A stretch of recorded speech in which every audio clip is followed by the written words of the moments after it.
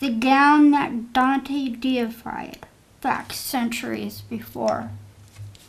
He traverses familiar as one should come to town and tell you all your dreams were true. He lived where dreams were born. His presence is enchantment. You beg him not to go.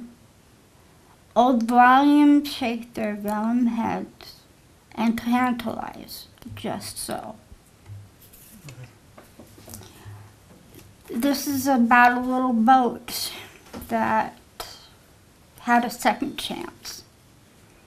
Adrift, a little boat, adrift, and night is coming down. Will no one guide a little boat unto the nearest town? So sailors say on yesterday, just as the dusk was brown. One little boat gave up its strife and gurgled down and down.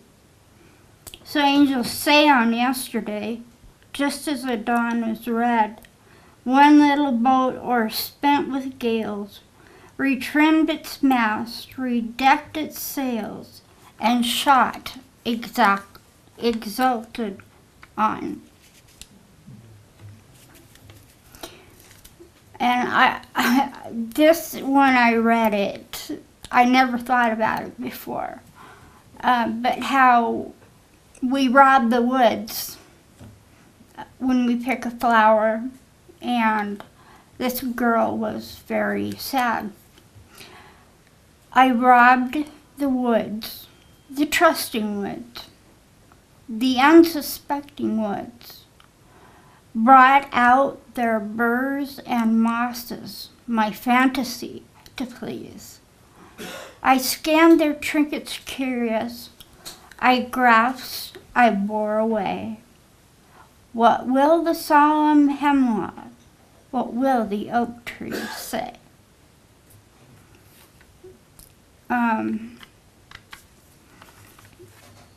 Will there really be a morning? Is there such a thing as day? Could I see it from the mountains if I were as tall as they? Has it feet like water lilies? Has it feathers like a bird? Is it brought from famous countries of which I have never heard? Oh, some scholar, oh, some sailor, oh, some wise man from the skies, please to tell a little pilgrim where the place called morning lies.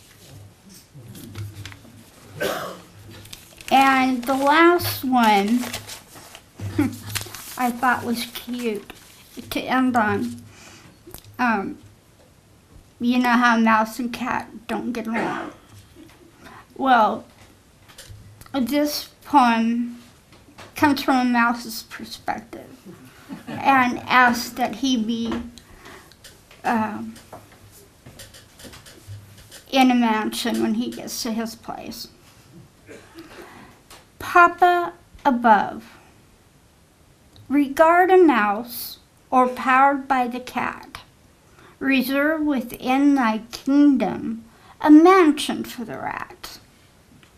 Snug in seraphic cupboards to nibble all the day, while unsuspecting cycles will solemnly away. Thank you.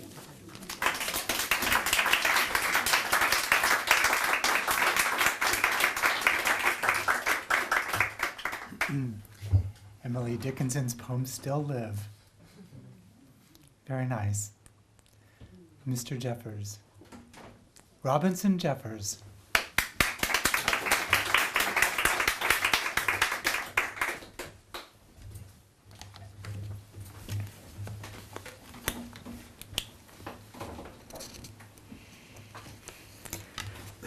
Another formative principle came to me from a phrase of Nietzsche's. The poets lie too much. I was 19 when the phrase stuck in my mind.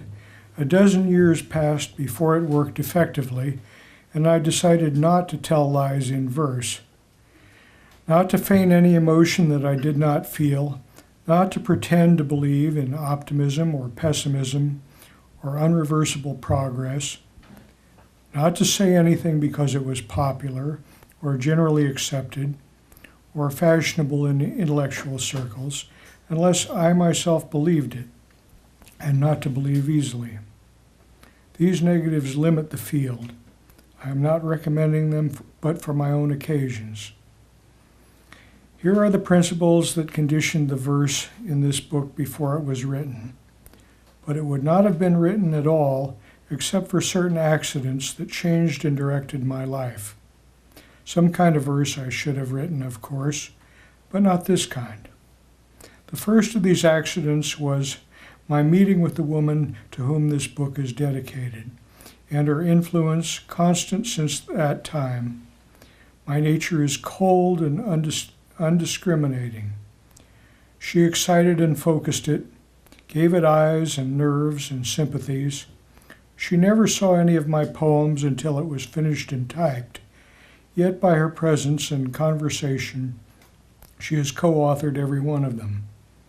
Sometimes I think there must have been some value in them, if only for that reason. She is more like a woman in a Scotch ballad, passionate, untamed, and rather heroic, or like a falcon, than any ordinary person. A second piece of pure accident brought us to the Monterey Coast Mountains, where for the first time in my life I could see people living amid magnificent unspoiled scenery, essentially as they did in the Idylls or the Sagas, or in Homer's Ithaca. Here was life purged of its ephemeral accretions. Men were riding after cattle, or plowing the headland, hovered by white seagulls, as they have done for thousands of years, and will for thousands of years to come. Here was contemporary life that was also permanent life, and not shut from the modern world, but conscious of it and related to it, capable of expressing its spirit, but unencumbered by the mass of poetically irrelevant details and complexities that make a civilization. By this time I was nearing 30, and still a whole series of accidents was required to stir my lazy energies to the point of writing verse that seemed to be, whether good or bad, at least my own voice. I'm going to read you the first couple of stanzas of my long narrative poem, Quador, and I'm best known for long narrative poems. In 1909, a fire swept our coast hills, but not the canyons oceanward. Quador's ranges and farm were safe. He had posted sentinels, his son George and his man Jesus Acana, on 2 hills, and they watched the fire all night stream toward Cachagua. The big-coned inland pines made pillars of white flame. Quador at dawn stood by his door and saw in the bronze light that leaked through towers of smoke winnowed with sanguine reflections of the burning, 2 does and a fawn spring down the creek-bed stones of his ravine, fleeing from the terror. And then a tawny mountain lion with no eyes for the deer. Next walked a lame gray horse. A girl led it. A broken old man, his face bound with a dirty cloth, clung weakly to the limping withers. Quador recognized him, though he was faceless, old Marshall, who had got a place in the hills 2 years before, a feeble old man marked for misfortune.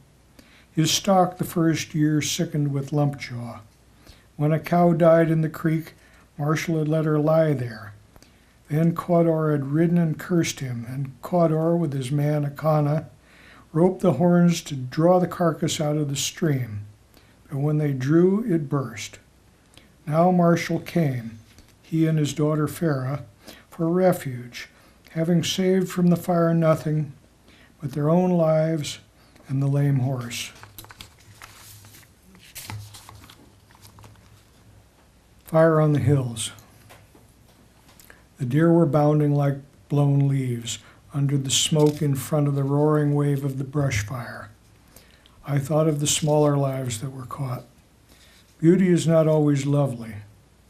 The fire was beautiful, the terror of the deer was beautiful, and when I returned down the black slopes after the fire had gone by, an eagle was perched on the jag of burnt pine, insolent and gorged, cloaked in the folded storms of his shoulders. He had come from far off for the good hunting, with fires for his beater to drive the game. The sky was merciless blue, and the hills merciless black, the somber feathered great bird sleeplessly merciless between them. I thought painfully, but the whole mind, the destruction that brings an eagle from heaven, is better than mercy.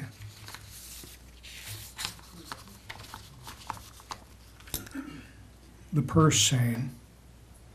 Our sardine fishermen work at night in the dark of the moon. Daylight or moonlight, they could not tell where to spread the net, unable to see the phosphorescence of the shoals of fish. They work northward from Monterey, coasting Santa Cruz. Off New Year's Point or off Pigeon Point, the lookout man will see some lakes of milk-color light on the sea's night purple. He points and the helmsman turns the dark prow. The motorboat circles the gleaming shoal and drifts out her seine net. They close the circle and purse the bottom of the net, then with great labor haul it in. I cannot tell you how beautiful the scene is, and a little terrible. Then with the crowded fish, knowing they are caught and wildly beating from one wall to the other of their closing destiny, the phosphorescent water to a pool of flame, each slender body sheeted with flame like a live rocket, a comet's tail wake of clear yellow flame, while outside the narrowing floats and cordage of the net, great sea lions come up to watch, sighing in the dark. The vast walls of night stand erect to the stars. Lately I was looking from a night mountaintop on a wide city, the colored splendor, galaxies of light. How could I help but recall the seine net, gathering the luminous fish? I cannot tell you how beautiful the city appeared, and a little terrible. I thought, we have geared the machines and locked all together in interdependence. We have built the great cities. Now there is no escape. We have gathered vast populations incapable of free survival, insulated from the strong earth. Each person in himself is helpless, on all dependent. The circle is closed and the net is being hauled in. They hardly feel the cords drawing, yet they shine already.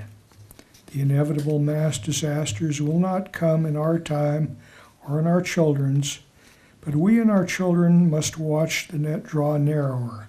Government take all powers, or revolution and the new government take more than all, add to kept bodies, kept souls, or anarchy, the mass disasters. These things are progress. Do you marvel our verse is troubled or frowning while it keeps its reason, or lets it go, lets the mood flow, in the manner of the recent young men, into mere hysteria, splintered gleams, cracked laughter, but they are quite wrong. There is no reason for amazement. Surely one always knew that cultures decay and life's end is death.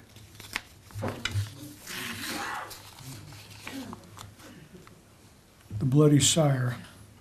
It is not bad. Let them play. Let the guns bark and the bombing planes speak his prodigious blasphemies. It is not bad. It is high time. Stark violence is still the sire of all the world's values. What but the wolf's tooth whittled so fine the fleet limbs of the antelope?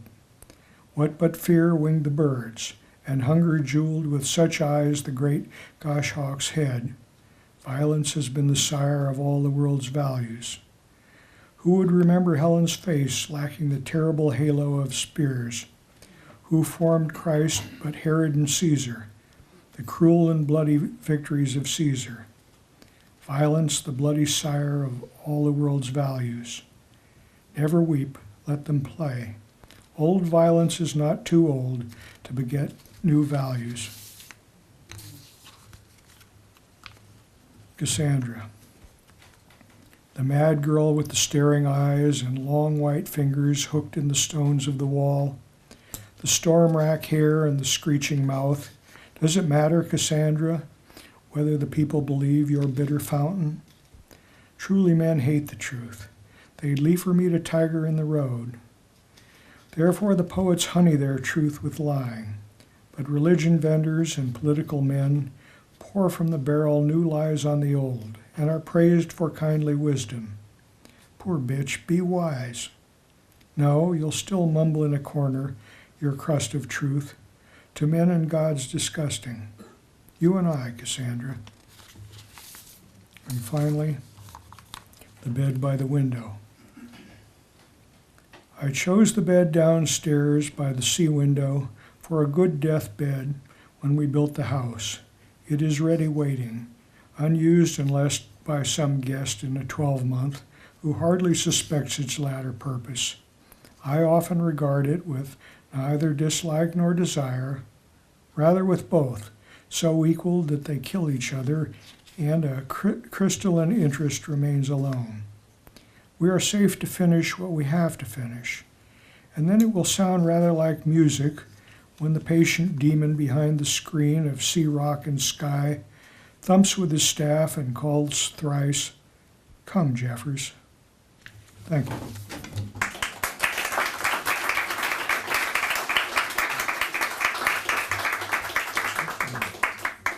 Excellent.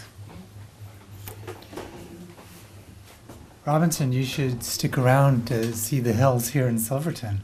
Good idea. They're quite elegant. Muriel Rukeyser.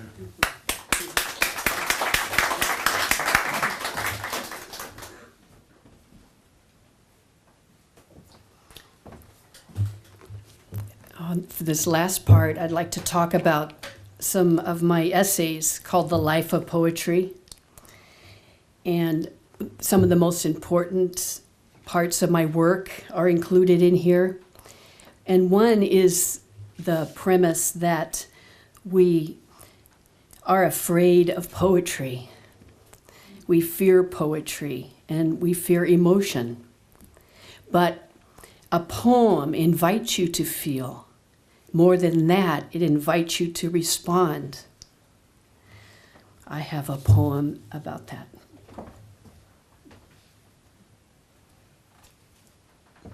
It's called Reading Time, 1 minute, 26 seconds.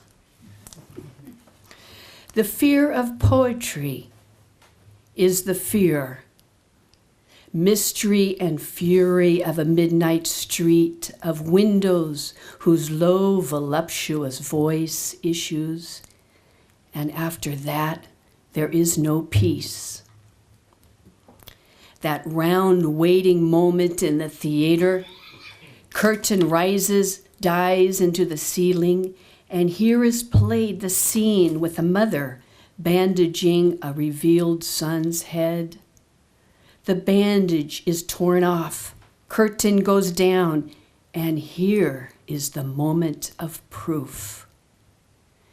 That climax, when the brain acknowledges the world, all values extended into the blood awake, moment of proof. And as they say Brancusi did, building his bird to extend through soaring air, as Kafka planned, stories that draw to eternity through time extended, and the climax strikes.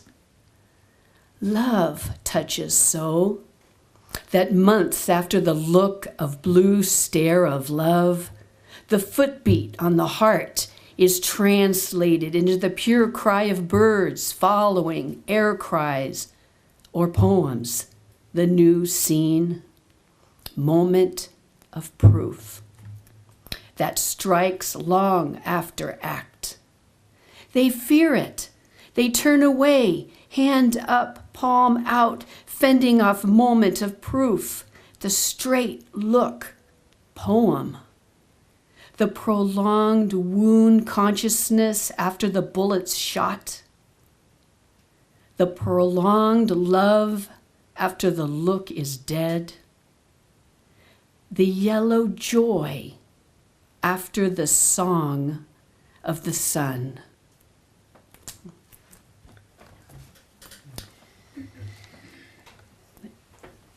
I say in the life of poetry that we fear emotions because of our uniformity.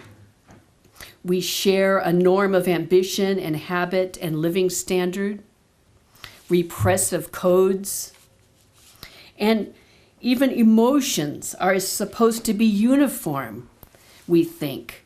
That's impossible. I say that the immense incidences of mental disease are caused from repressing emotions.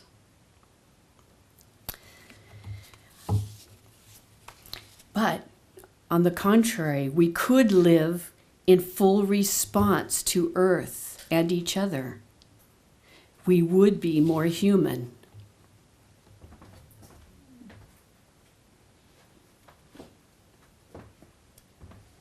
I had to find all these books around Silverton to read tonight. And here's a short excerpt from the life of poetry. If our imaginative response to life were complete, if we were fully conscious of emotion, if we apprehended surely the relations that make us know the truth and the relations that make us know the beautiful, we would be what?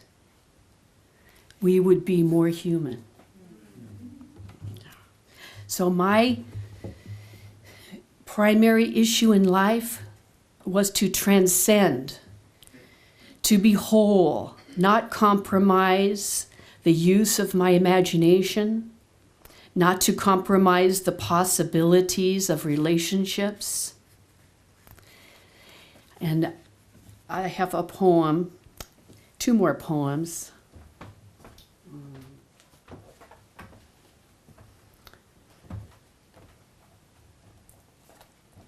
That talk about that transcendence. This is called Long Enough. Long enough, I heard a woman say, I am that woman who too long under the web lay. Long enough in the empire of his darkened eyes, bewildered in the graying silver light of his fantasies. I have been lying here too long, from shadow begin to shadow began, where stretches over me the subtle rule of the floating man. A young man and an old young woman might dive in the river between and rise, the children of another country, that river bank, that green. But too long is the journey through the ice, and too secret are the entrances to my stretched hiding place. Walk out of the pewter web and into a lifetime, said the woman, and I, sleeper, began to wake and to say my own name.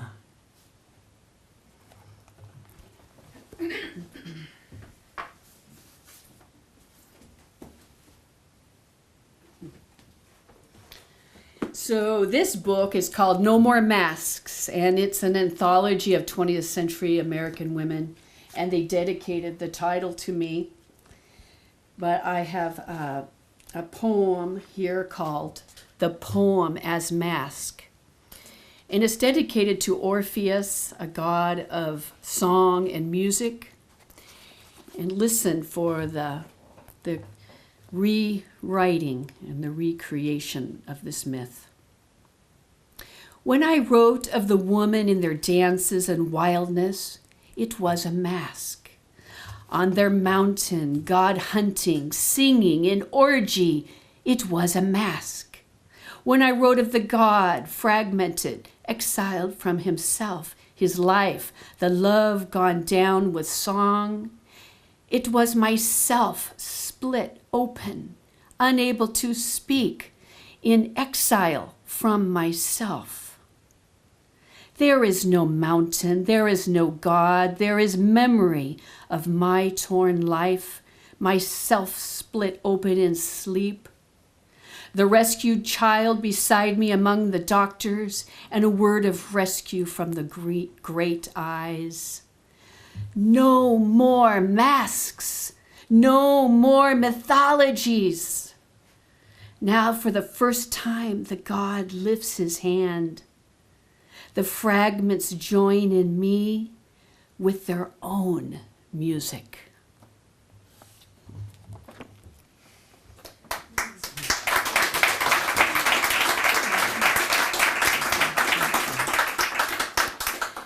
And on ending, and I make my disappearance, I'd like to say that I had a very full life, writing for many years, writing 30 books, 3 biographies, translations of Octavio Paz.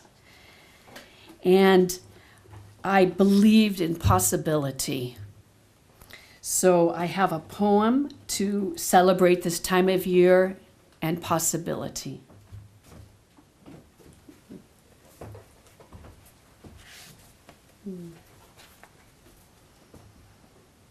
Okay. This one's called What They Said. After I am dead, darling, my 17 senses gone, I shall love you as you wish. No sex, no mouth, but bone, in the way you long for now, with my soul alone. When we are neither woman nor man, but bleached to skeleton, when you have changed, my darling, and all your senses gone, it is not me that you will love. You will love everyone.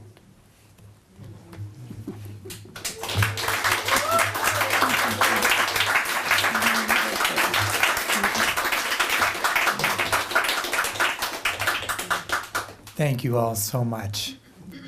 If you're inspired to select a poet that expresses yourself, visit the Silverton Poetry Association's website, easy to find with those keywords. And Kelly Morehouse, if you don't mind, has been a fantastic coordinator. So please congratulate yourselves tonight for ushering in these dead poets. Enjoy the rest of the weekend.